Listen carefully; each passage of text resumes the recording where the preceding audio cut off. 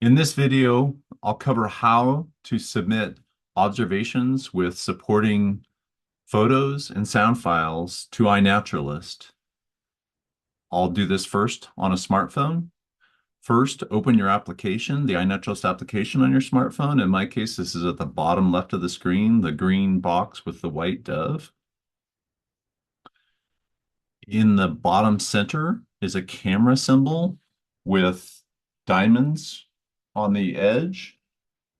If you simply click on that, you can then point your camera at the organism of interest. In this case, notice that the artificial intelligence is identifying this bug as an eastern box elder bug. And I can go ahead and point it at another species here and see what the identification is. In this case, it's saying it's a Russian olive.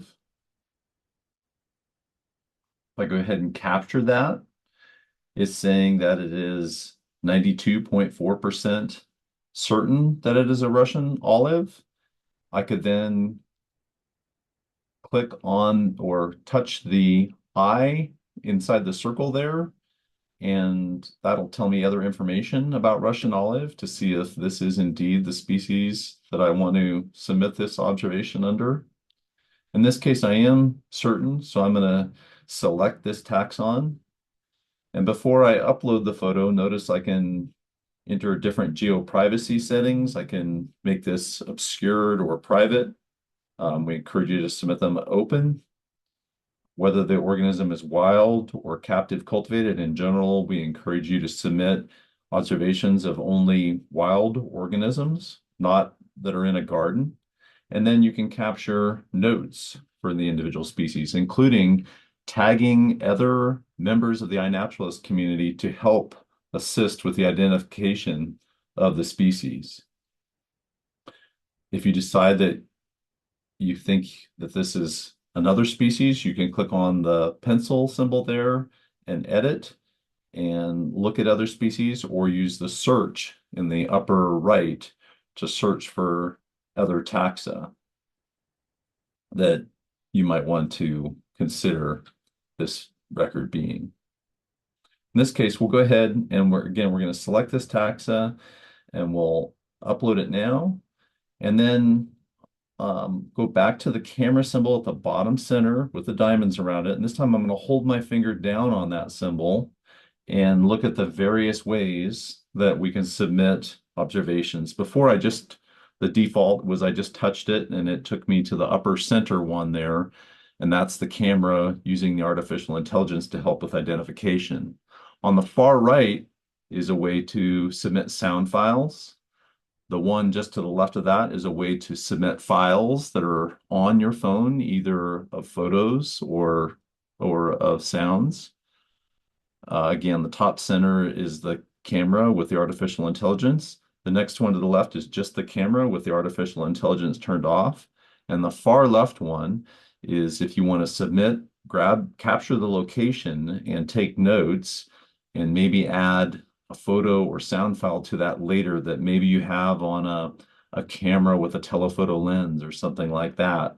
And you just want to, again, capture the location for now. That's how you would capture things via your phone. Now let's go ahead and do the same thing with your computer, how you would submit observations that way. Once you're logged into your computer, you can click the upload button in the upper right, and then you can drag and drop photos or sound files into this screen or choose files to upload. In this case, I'm gonna navigate to two images that I have here. And notice that as it's imported these images, it's added the locational information and the date and timestamps for these records. And I can click on species names. We'll start on the one on the right here. And if I click in there, it's giving me a suggestion of Steller's Day, which in fact, that's what I think it is. So I'm going to click on that. And this photo of a mushroom It's saying it's milk caps, brittle gills, and allies. All I'm going to say is I think this is a gilled mushroom and select that. And then at that point, I can also, again, tag other people in the iNaturalist community by saying at, and then find their username, and then you can say, please help with identification. And then you could submit those observations. In terms of how to take photos and sound files, it's really important to make sure that you've got zoomed in images of important features of the species, including flowers, but also take, as in the right photo, but also take photos of the general setting of where you're seeing the organism and what habitat it's in. You also want to take photos, in the case of plants, of upper surface of leaves, under surface of leaves, the fruits, the whole organism, the flowers. Maybe if the leaves are different structures, the basal leaves at the base of the plant are different than leaves farther up on the plant. Take photos of them as well. In the case of animals, as soon as you have an organism within your screen, it's important to capture an image, even if it's slightly blurry, and not wait for the perfect image so that you don't lose the organism. And then you can come back, as in the photo on the right, and take additional photos that are clearer. I mentioned earlier that you can tag individuals for assistance with identification.